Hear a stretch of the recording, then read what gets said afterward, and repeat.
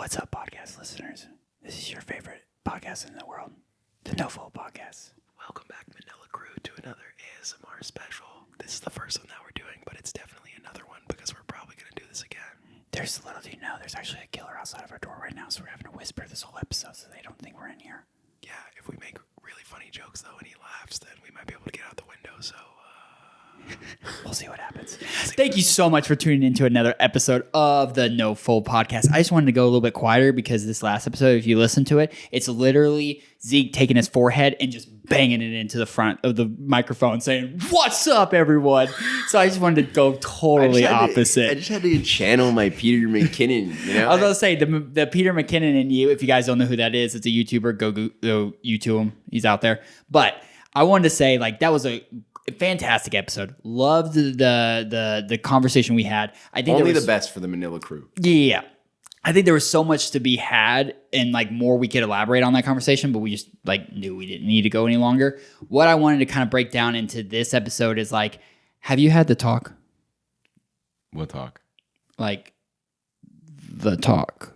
Like the talk that's like alluded to when you're growing up or whatever? Yeah, like when you are like going to tell your parents or talk to them. And I talk to I tell them? Yeah, that you're a creator.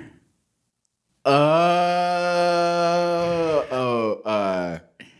a rough talk. Yeah, I haven't had that talk either, and I'm out of the house. Never told them. Just skip the whole phase. Gone out the door. Just, Mom, I'm in the rat race. Mom, I need to let you know if you're sitting around there at the Thanksgiving table and you just look at your whole family and you go, yeah, 9 to 5 is great. Working at the whiteboard manufacturing agency. It's great. It's great. Great benefits. Lots of money. Great salary. Amazing. Great money. Great analytic. Ooh, my words per minute. Bonkers now. I'm a loss for words. It's just so much fun. I wanted to talk about creators, and I think there's something funny and something ironic. Yes, we're not going to have the talk on this podcast. This isn't that kind of podcast where we're talking about the birds and bees. What we're actually going to be talking about is just like what it took for creator to become creator in today's society, like a creative. I think there's a lot of loss between like creative, starving artists. We kind of talked about that on the Lapis episode, but I want to kind of elaborate more on just like what is a creator? What is the definition of it, and how have we taken it in society now and kind of like pigeonholed it a little bit to where it's like only these people are creators, content creators, artists, musicians, like that's creators. But you're not looking at a creator and saying, "Hey, Mr. Dentist, are you a creator?" No, I'm just cleaning people's teeth. But in reality, they could be a creator. So like, let's just elaborate on this. I want to kind of hear your 2 cents on what is a creator just out of the box. Definition, whatever you want to explain it to be. I mean, long story short, frick you, Webster. We're doing our own NOFOLD dictionary now, bitch. But I think for me, the idea of a creator is really someone that like essentially like sees a problem and finds a way to solve it. So it can be a dad trying to figure out, or a mom trying to figure out how to get their baby from not crawling out of like their cage or their crib. It can be, like a dentist trying to figure out a new ad copy to get people into their dentist over the next one. It can be a chef coming up with new recipes to revitalize their restaurant. Like creating is within its core, the reason why we create is to solve a problem. We made spears because we realized that killing people with blunt rocks, killing animals is hard to do. Literally ain't gonna cut it. So we made a knife. The idea of being a creator is within that.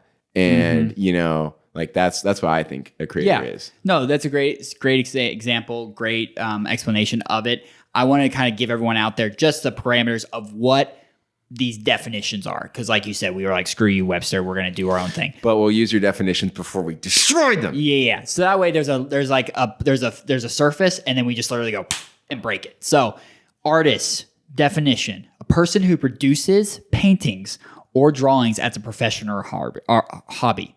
That's an artist. A creator definition is a person or thing that brings something into existence. So like you were saying, someone who is willing to, like, they find a problem and they provide a solution. They're bringing something out of nothing, and sometimes something out of just existing in general and making it creative.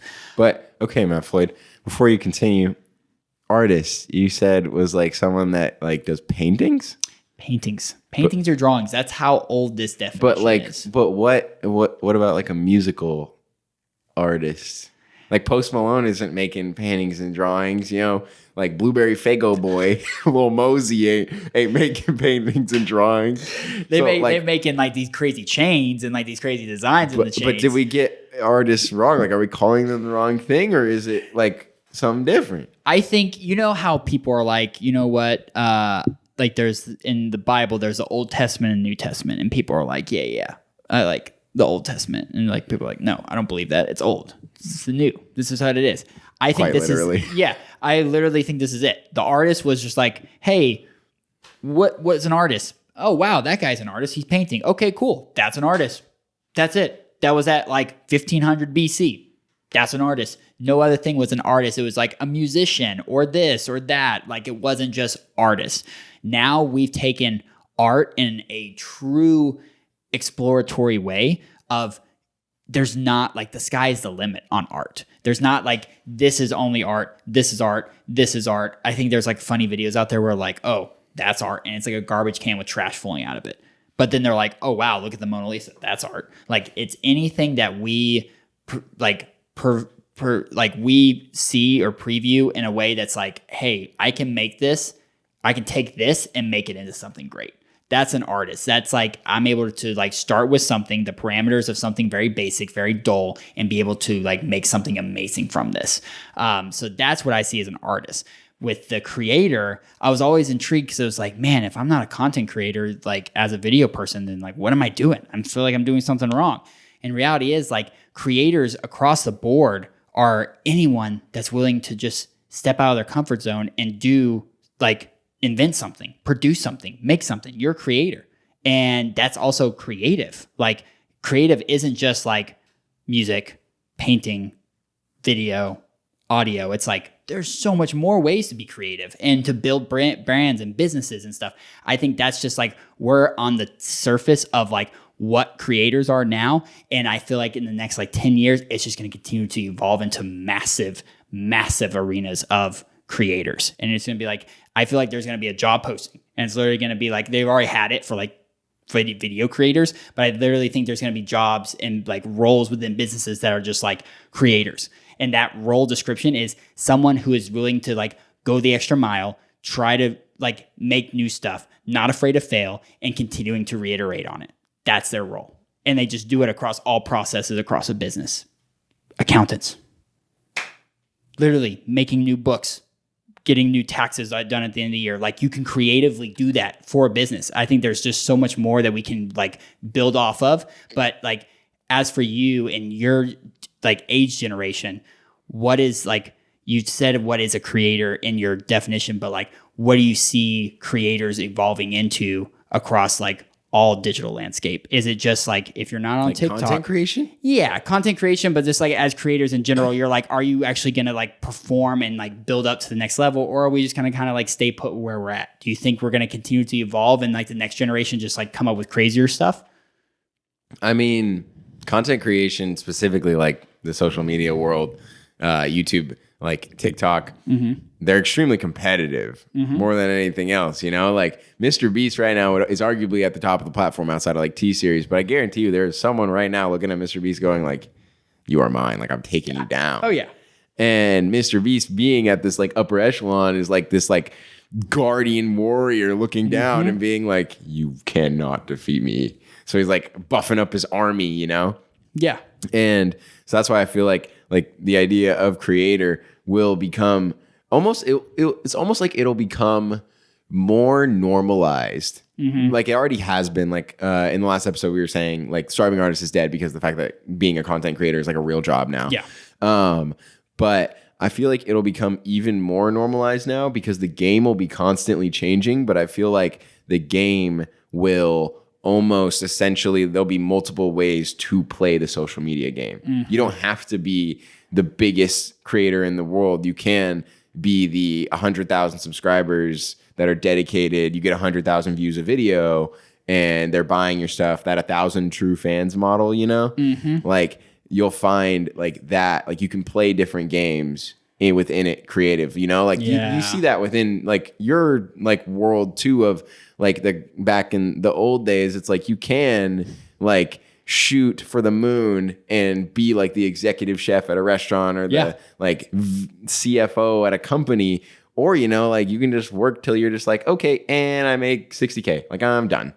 Like I think that's what like content creation and social media is gonna like find itself at as it evolves. You know, you'll see people push the boundaries, but then they'll also just open up doors. Like Mr. Beast will be like, hey, you can, you know, like sell food.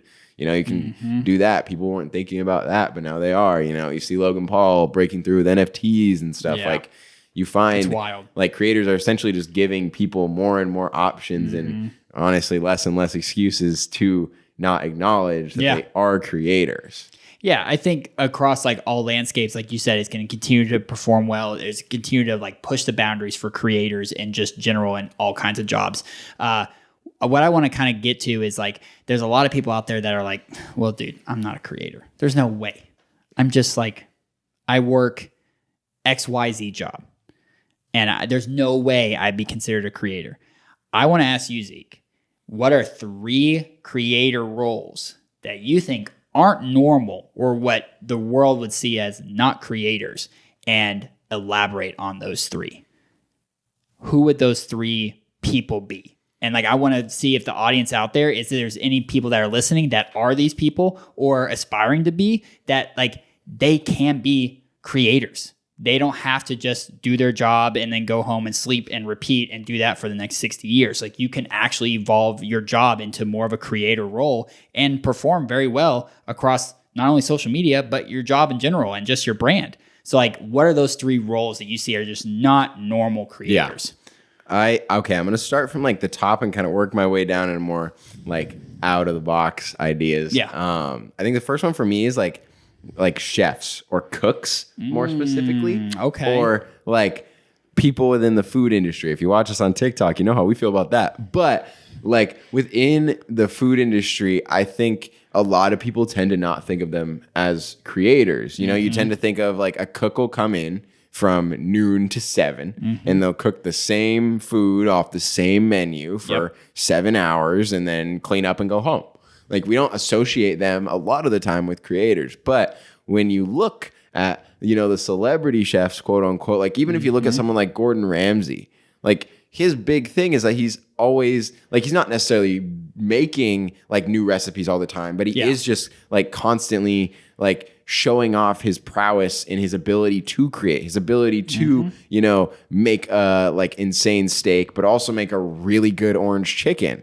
Like, it's just like his like way he's able to do stuff. Like when we were coming up with ideas on this to get more specific, I was thinking like the idea of like a chef can really like create anything. There's this restaurant in Chicago called Alinea. And I've known about it for a while. And it's this super, found out looking at their website, it's $400 a person for a dinner. I believe it. Which makes you think like, of course they get the luxury of being a creator because like, but whatever. This guy is a chef, but he also makes these like really cool like sugar taffy balloons filled up with helium. And he'll like present them as balloons and then you can like pop it and eat it. And like, that's wild. It's so cool, but like, wild. Like he shares the same job title as the guy working at like the Portland restaurant down the street. Like they're both chefs. They're both cooks. Like, you know, and I think that's the thing. Like people can really think about within different things, but even going really, really small. I remember, so I was going to a Dutch Bros, right? And I don't even know why I was out and about, but I was just kind of driving around. And I ended up at a Dutch Bros, and it's one I don't usually go to very often. And I got there, and they're like, "Oh, what do you want?" And I was like, "I don't really know." And the lady there was like, yo, you gotta try this like lemon sugar cookie like frost I came up with. Let's go. And let me tell you, I am not a sugar dude, so I kind of panicked, but I went, oh, okay, ma'am, I'll try it.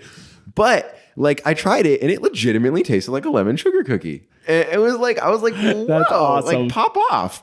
But even then, like you see like this person is just a Dutch Bros employee. Mm-hmm. But even within that realm, they're still able to create. They're still able to try out different drink combinations. The only thing that separates them from the other Dutch Bros person is that they're willing to express it. They're willing to openly tell the customer, hey, I came up with something cool. You want to try it? As opposed to the other guy who just goes like, I had 2 shots of peppermint to my peppermint mocha.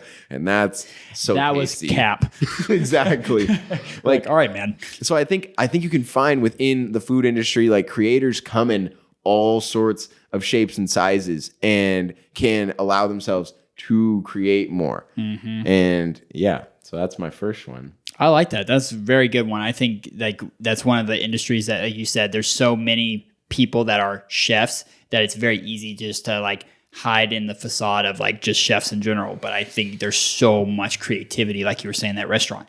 There's some crazy looking foods out there that you're like, wow, this is just a normal food that comes out of the ground. But the art they're able to make behind it to present into a plate, you're like, is this real? Like, there's no way this is real. And they're like, yeah, you can eat every part of it. You're like, what? No, it doesn't even look like it could be. So like, hats off to you for picking that, because that's a great category right there that you can definitely utilize to be a creator. Continue.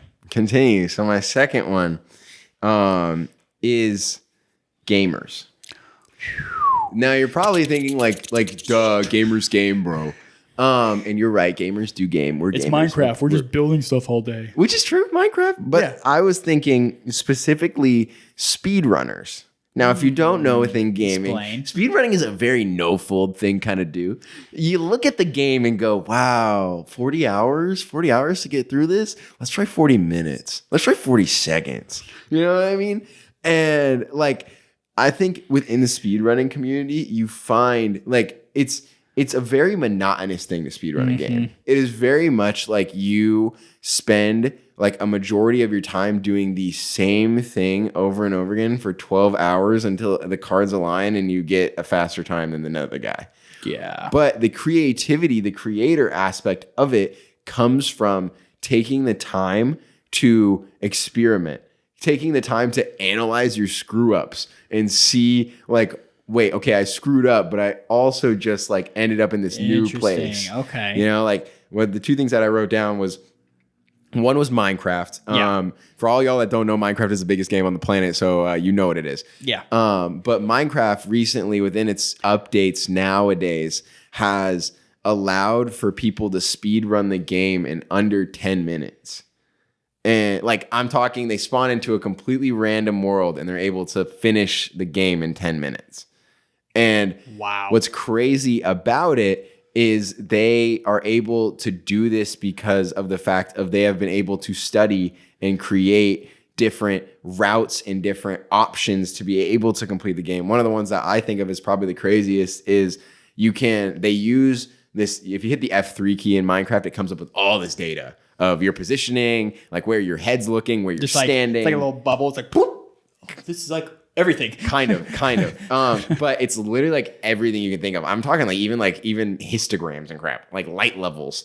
And people were able to use this in the Nether, which is Minecraft hell. They were able to use this to be able to find. So within a Minecraft speedrun, you have to, within the newer versions, the way it works nowadays is you have to get into the Nether as fast as possible. You use that to get gold. Mm-hmm. You take that gold and you trade it with these piglins. The piglins have a percentage chance of giving you ender pearls. You take those ender pearls, and when you put them together with blaze rods, which are also found in the Nether, you make eyes of ender, and then you exit the Nether.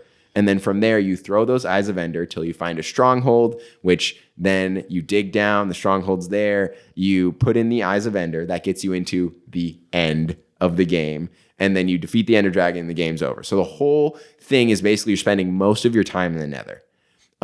So they optimized the game to the point of where they were able to find that by using the F3 menu, you could or not menu, but the F3 screen, you could literally sit, and as soon as you get into the Nether, just move your head around until you see the entity data increase. And then you go, oh, look, there's a bunch of piglins in that direction. You know what's at where a bunch of piglins are? A bastion. You know where I need to go? A bastion. So people literally found out how to see through walls by just creating up other solutions within these games. And like, I think it's crazy now because of like breakthroughs like that. You're finding people who go like, what if I made the Nether portal underwater? Yeah. And you're like, what? I think one of the biggest ones, and I was kind of mind blown doing research for this episode, is Legend of Zelda Ocarina of Time. Does that ring some bells for you? Yes, it does. Yeah. Amazing game. Yeah. A lot of fun, a lot of hours long. So I have followed that game speed running for as long as I can remember because it came out before I was born. Yep. And I remember back in the day, it was commonplace to speed run that game in about 14 minutes. So you could get to the very end of the game in 14 minutes. I looked up today to figure out how fast that speed run was because I was curious. It is now sub 7. 7 minutes. You can start the game and finish the game, and you don't even need to leave the first like place you spawn in, the first Kakariko village. And I was literally mind blown because the way that it works with Legend of Zelda is people figured out that you could just do things within the game to manipulate the code to where as long as you make the right moves and you stand in the right spot, it'll just teleport you to the end of the game. Boop, boop, boop, boop. Like it like literally just, and you're just sitting there like you're just watching it being like, what is going on? But it all comes from these people creating new options and creating new outlets from failures and stuff. Like I remember back in the day, like what I wanted to talk about is they found out that you would get through the first zone, defeat the boss, and then you would take a bottle and then like dump out the bottle, hit a couple buttons, and then you're playing. If you play the game, it's called the Ocarina of Time because the ocarina makes music and it's like a flute looking thing. No, you're just going to use the stick you have in your hand and you start playing it. And by playing it, it manipulates the game to transport you to the end of the game where you defeat Ganon. And through optimization, they just skipped all that. You just straight up, you just like do some stuff, you move some stuff around, and it just literally puts you at the end. It's 7 minutes. It's like the movie Ready Player One. If you remember at the very end, like when he's like has the remote and they're like all these like people are like trying and they keep failing and falling into the ice. And it's just like, just think, stop. And I feel like that's how they're all doing. Like now, like you would think speedrunners are the ones that are like, wow, we're going to move as fast as we can. It's like, no, speed, but think. Yeah. And like every one of the scenarios you pulled up has been like able to be solved by just stopping for a second, thinking through it, and then going 120%. Yeah, and then you get faster and faster by like slowing down and creating. So like that's another example of like a creator, because a lot of people associate like content creation and gaming of like, hey guys, welcome back. Today we're gonna be figuring out if Minecraft TNT can blow up my divorced wife's house. And like, why the accent? Because it's more fitting. It's more fun that way. That's awesome. But like that's a form of creation, but that's video creation. That's not creation within an actual game's code itself. 100%. And actually to tee off, I'll let you kind of keep your last one. I want to tee off of what you just said. One of my list of people that are creators that aren't normal are coders, programmers. It's something that like I'm starting to get into just for fun, kind of figuring out where things are going, why things work a certain way. There's a lot of people that look at coding and they're like, it's a headache. I don't even want to look at it. I don't want to deal with it. And it's like, for me, I was like, it kind of is, but I wanted to learn, why is it a headache? Why is it? Because it's a lot of data at once and you're trying to build this like crazy like computing system. For me, it was able to see like code languages like Python and R and these other ones that are just like really fascinating. There's so many moving pieces, but it's like, when you get the thing to work exactly how you want it to, you're a creator. You're literally taking just data and putting it into a subspace, a category, and then building an infrastructure around it, and then actually having that thing compute and think on its own and operate as its own being, as its own entity. That itself is creation. Like, what? You're creating something from nothing. Yeah, literally. Like, what? So, like, coders out there. I would love to not have to sit there and listen to a person talk about how to code in Python, how to code in R. And it's like an hour-long conversation of just like, so we're going to go here. We're going to do this. And very monotone. That's why I never got into coding. Yeah, that's why a lot of people never did. It was not fun. It was like, God, it's like having a night class in college and it's like ancient world cultures, third civilization, like number 3 edition. You're like, I'm going to die. Like that's how I felt about it all the time. And so I don't want that anymore. And I was like, what if there's coders out there? What if there's programmers that are like very interesting? They probably have an amazing story. They probably have a lot of background of what they've learned to get to where they're at now that could turn it into something that's like amazing and then talk about that whole process, talk about what failed. Like I would love to know someone who built places like Shopify. How many times did it take for developers to come together and be like, all right, this is the addition for Shopify. This is it right here. Now we can build off of here. How many times did it take to get to that final point where you're like, okay, this is a company. Okay, this is an operation. This is a business. This is its own being. Like artificial intelligence. Someone had to build that stuff. Programmers, programming languages had to be put into that system in order for it to operate. Like someone had to write that stuff. So like, I want to talk to those people and be like, what were the issues that you ran into when you first started? Because like that just makes me feel like, oh, wow, like it is possible for people just like you and I to learn. It's just a matter of time and energy and putting a lot of effort into it. But at the end of the day, they're just as much a creator as that YouTuber that's like making 1 million hits on one or 1 million views on one video. Yeah. They're just as much. I feel like coders had to go through this weird thing of like when you first learn like a language, like outside of, you know, your like whatever language you speak fluently, it like at the start, it's very much like manzana is apple, you know, like until you like a lot of the time until you get into the nitty gritty, like you really aren't learning like the language, like you really aren't taking in the language and digesting it. And code was very much that way. Like when I was a kid, I was like, I'm going to learn code. Like I'm going to learn HTML. Like I had a friend who was like, he still is like fluent in code. Like he can just whip up a website in like an hour if he wants. Yeah. And I was like, I'm going to do that. And I just remember like trying to learn it. And it was like, so you want to do bracket, and I just sat there being backslash, like almost like code, like, which is why like creators really do need to step into code more and realize what they are creating. And they're creating, like they have these stories of how they built these things. And it's like they really didn't like answer the why. I feel like that was the biggest thing. Like, why am I saying H1 heading, color syntax, pound sign, hashtag 5577E. Oh, look at that. That's a lime green. Bracket. Oh, bracket. Bracket. If true, then false. Yeah, pretty much. I think it's like, like you said, it's one of those things that it's just kind of fallen off the wayside because it was just so like you're only like a nerd if you're doing code, or you just are doing it because you're just fulfilling a task or a job. It was never just like the art of coding. I think there's going to be a whole new industry that outbreaks from this of people creating their like newer programming languages and being like having fun behind it, because there's going to be kids that are going to... We're just taking the ones we have now and making them... Yeah, like whatever is possible, whatever is more efficient for you guys in that space right now, like that is a place that is like untapped. Yeah. I haven't seen a fun YouTuber, a person's channel on YouTube that's like fun coding. It's all been like, teach how to learn in an hour. Actually, I was going to actually bring that up next. But I mean, for me, like a lot of Minecraft videos nowadays are based in code. You know, the Minecraft, but you know, there's exploding creepers, which but Minecraft, but there's exploding pigs, you know? Yeah. Like, a lot of them are rooted in code. They're rooted in JavaScript and they're rooted in Java code. And I think a lot of kids like hear, and even me, like I hear like, oh, you're like coding these. Like I want to learn how to do this, you know, like the idea of like seeing a tangible product, like makes coding cool. Yeah. And I mean, even looking at like another creator who I follow from time to time when he posts once every 2 months is Danny. And he's a guy that's making a game right now, but he's been documenting the whole process from the idea all the way up. And I think it's like the 8th highest wish list game on Steam right now. Wow. It's called Carlson.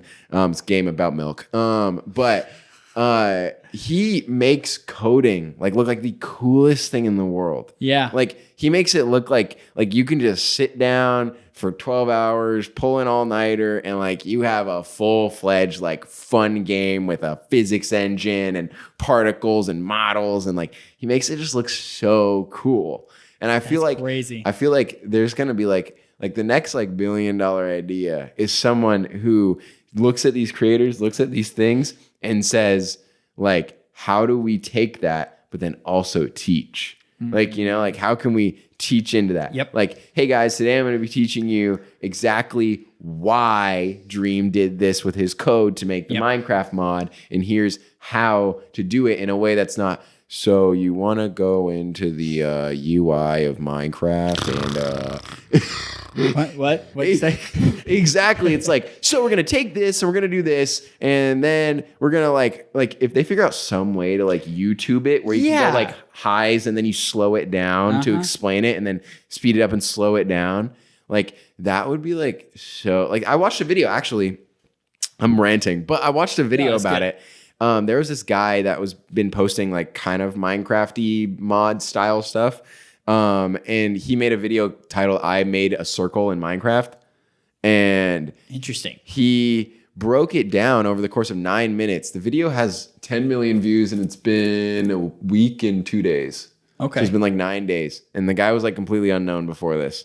But I think it's really interesting because I mean, he made a circle in Minecraft. Of course, it's going to get clicked on. But his explanation, you watch it, and you're sitting there like he clearly gives out the code. He gives out everything. Like you can go in and make your own like circle. He explains it and as someone who plays Minecraft, like for me to watch it and has like done coding stuff within Minecraft, like you're able to watch that and be like, oh, it makes sense of how the entity data moves like that and why you would make that decision and how that makes a circle and why something else wouldn't. Yeah. But he also explains it in a way where like you could watch it and be like, oh, that makes a lot of sense. Yeah. And like, I feel like, again, like if you figure out a way to like take that idea where you have like these like insane ideas that are being brought out and content created on top of, then you have these ideas that are like that video that blew up because it's like this really interesting idea that's also being explained. Yep. All it's going to take is that next guy to not combine, but then think about it even more of saying, how can I make the monotony of that super long line of code interesting? Yeah. And that's going to be really cool for code. I'm really excited for that. Yeah, it's gonna change the industry in general. Like it's gonna be something that people are actually gonna want to sign up their kids for, and kids are gonna want to sign up for. So they're gonna be like, that's so cool, rather than just be like, oh, I don't want to learn how to type. I remember keyboarding class, that was the worst. We were like, you couldn't look at the keys and you're like A, S, D, F. Did you ever have to do that? Yeah. We had the things where they put it over your hands. Yeah. It was like I still looked at my keys until I was 12. Dude, we called them condoms, and they were literally like what they put on the keys, and it was like yellow or orange or some bright color that like you couldn't see through the keys, and they're like, oh, they're bringing out the condoms, and they like throw them all on the keyboards. They're like, dang it, dude. Legitimately on the topic though of like gaming and stuff and all that like stuff, you know what like made me learn how to type? What? Was chatting in Minecraft. Really? The chat rooms? Yeah, like chatting on servers. Like I had to be able to like keep up, bro. Yeah. So like, you're like in the like dust. legitimately, I used to type with like 4 fingers, and I was like this is rough. And then I'd be in like Skype calls with my coding friend and hear him go, and I'm like, how do I keep up? My typing form is still bad, like awful. I don't use my pinkies, but like at the same time, like even in that moment, like it's interesting to look at. You know, like we're like learning. You know, as like people want us to learn how to type on a keyboard in back in the day and stuff. But when you see it taken and you're able to create typing into a tangible thing, chatting in Minecraft, roasting people, you are almost encouraged to learn how to type because you want to be able to roast even faster. Oh, yeah. So it's like almost people have to be thinking about that. Like, don't think about just giving, like, don't make anything out of a person except for a creator. Like give them the ability to create, you know, it's like the, whatever the analogy is, give a man a fish, feed him for a day, teach him how to fish, feed him for life. Yeah. Like I feel like a lot of people, like a lot of teachers, a lot of professors, a lot of everything are just giving people fish. Bro, you just segued into my second topic, teachers. Teachers are the job that I said could be creators. They just don't know how. And I think it was just so textbook for people to be like reading from a book and being like, all right, everyone, open up the chapter 3. We're going to read through this same page that we've read for the last 3 years in a row. And it hasn't changed. And that book has not left this building. Actually, this book was printed in this building. Literally, that's how they teach classes still. And I think we could revolutionize teaching in general, just from like across the board of just getting things interesting in the classroom again. I don't think everyone's going to go to college, but what is necessary is high school. The high school classes, I couldn't wait to get out of class. There was one teacher that I was like, yo, I love this guy's class. And it was a biology. You know why it was so fascinating? It wasn't because I was learning crazy amount of stuff. Biology is biology. They teach the same thing. It was how he taught it. He taught it in a way that made us want to interact. He was charismatic. He was fun. He was somebody that was challenging just the jock in class all the way to the person that like was like doing drugs in the corner, and everyone knew that he was doing drugs, but no one was going to say anything. He even taught to him and taught to us and taught to the person sitting in the front row. Like, he was so good at engaging the whole classroom and not just like disengaging people because they're not going to pay attention. Excuse me. They're kids. They're not going to always want to pay attention. But if you can make it creative, if you can teach in a way that's like, wow, this is powerful. Like, I'm giving you knowledge. What are you going to do with that knowledge is up to you. But like, if you can present it in a way that's just fun, interacting, and it's just like, not just like, oh, we're going to interact with our iPads and we're going to click through this multiple choice. No, like, actually have conversations, have talking points. I think there's a lot of creators or teachers that are missing out on the creator space based off of just like platforms like TikTok. Like, teachers out there that are like teaching fun facts or like looking at like videos and doing duets and stuff. I commend those people. They're very rare. And I think there should be even more teachers that are doing that are actually cool, because I know when I see a teacher and they're reacting to something on TikTok, I'd be like, yo, that dude has points right there. Or that girl has points right there just for doing a video on TikTok, because they know how to use the platform. They're not just like, how does this thing work? What is this thing? A phone? Yeah. What is it? Like none of that has to be worried about, because they're like, yo, this person's cool. They get the app, they get the platform, and they're having fun with it. And like, they're just as much human as the kid is. The kids aren't like, wow, these old people, they don't know what they're talking about. It's like the teacher could be like us. Yeah. Like, we technically could be teachers. Like, in our age group. We kind of are. Yeah. But I was reading a book recently. I still am. I just started it. But in the start of the book, it talked about it's been 12 years. They did a study about how what teacher, like, what were the favorite students of a teacher. Mm-hmm. And every single time the teachers aligned with the like kid that always listened, like everything, the suck up. Obviously. 100%. And the troublemakers were always at the bottom. But I think it's interesting because of the troublemaker term, they just labeled on the people that were creative, that were out there, that were flamboyant, that were challenging the status quo of the teacher. Like you said, the same lesson they're giving for 3 years. Like, within my own schooling, like, I often, like, my biology teacher was also one of my favorites because he went to the same school. Like, he literally like graduated and came back, which why? But like, what? but he also understood, like, we were all like kids. Mm-hmm. So he wasn't afraid to be like, listen, pal, we both know you're playing Minecraft on your computer right now. like you could chill out. Yeah. Chill, fam. And he would like pinpoint people that weren't paying attention, or just like pull people together that you wouldn't expect and stuff. But outside of that, within school, like, I graduated 2 years ago, which feels like a friggin' way longer. But like, most of us found our outlet to be creative in gaming the system.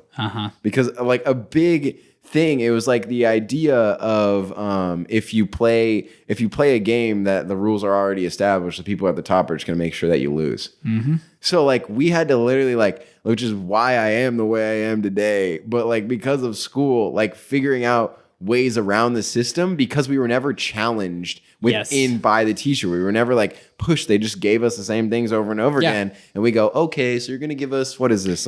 Section 7 to be in, there it is on Quizlet. Yeah. We had to be creative. Spark. Like, not the teacher. We had to be creative with just the answer, because we knew it was the same test. It was just like, how are we going to figure out this answer and not have to really think? Yeah. That was it. Exactly. And I feel like, and it's interesting to read that book and be like, oh, like teachers like get upset. If anything, you should be leaning into the troublemakers. Like, and they're not even troublemakers. They're just like the more out there people. They're just bored. Exactly. Lean into the. I was just bored when I was doing trouble. Bill Gates quote, which I always think about, is hire a lazy person and they'll figure out the most efficient way to do the work.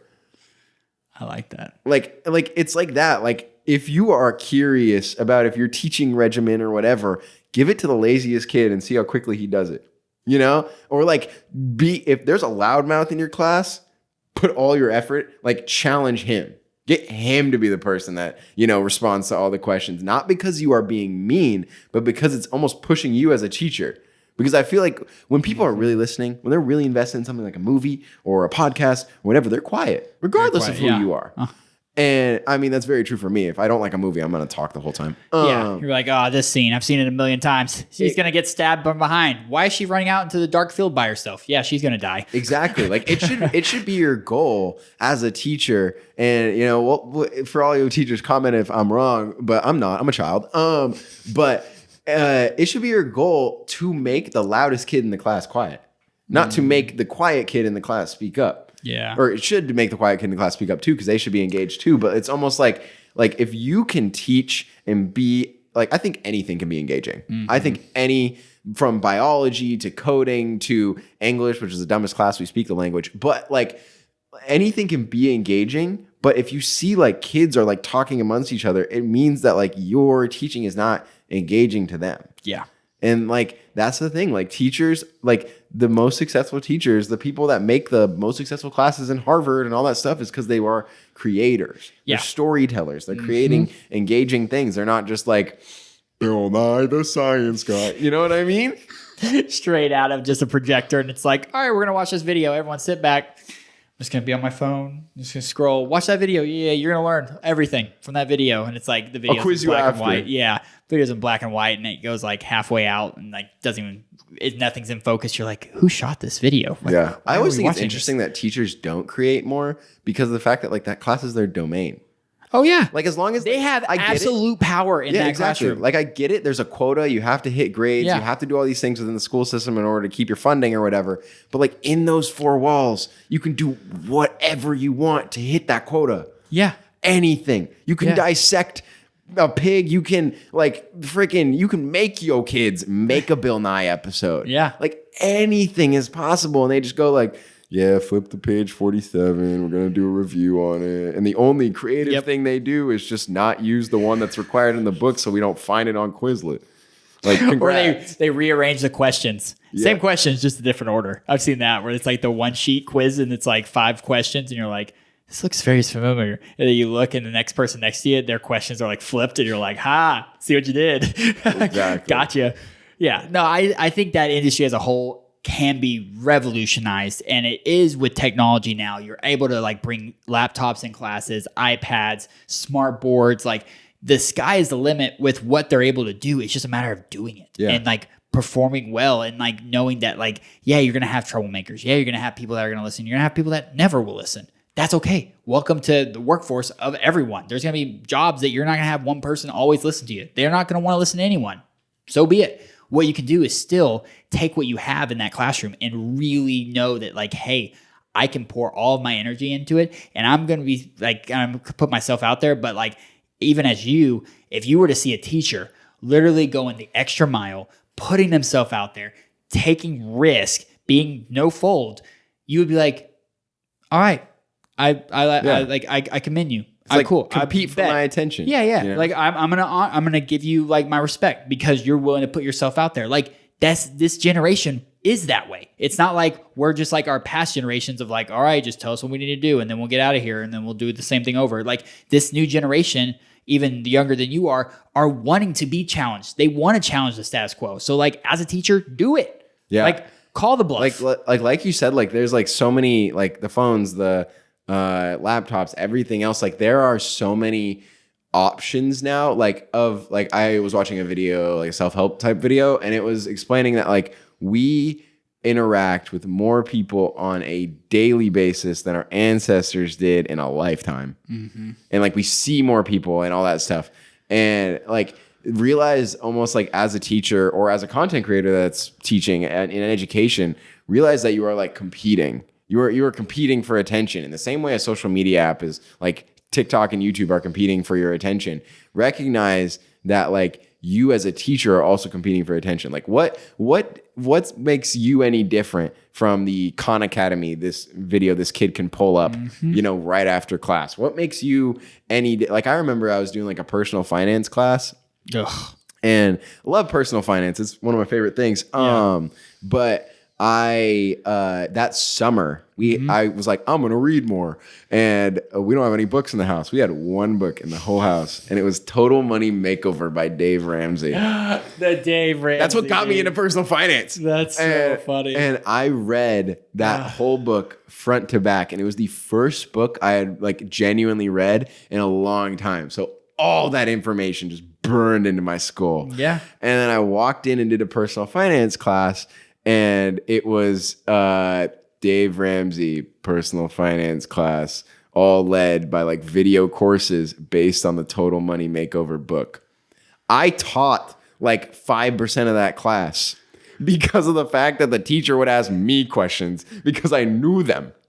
Because I had already read the book. So I'm sitting there like, I literally know it. So I literally have to just like read the book again. And it was like, it felt so pointless. Yeah. And I wasn't like being challenged. Like, and why aren't we like experimenting with like debt or stuff? Like, why does Dave Ramsey say we should only use debit cards? Like, it was just like, only use a debit card. You can buy a house with only cash if you are smart with your money. Like, look at these young millennials that did it because this video is 10 years old. Like, were they wearing polos and like tight jeans or like just navy blue jeans? Polos, tight jeans, the slight faux hawk, and the ladies wearing like, it was straight up 2008. 90s. Yeah. And I was like, yeah, but barf. Exactly. But like, even then, like I feel like personal finance is one of the most interesting ones because it's almost like you can really, really, really challenge a teenager in that. Be like, life is about to slap you. So get ready. Wake up. Exactly. Like if any class should be interesting, it's personal finance. You can go into so many different things. Talk about why Jeff Bezos has 37 offshore bank accounts and why you need one too. Exactly.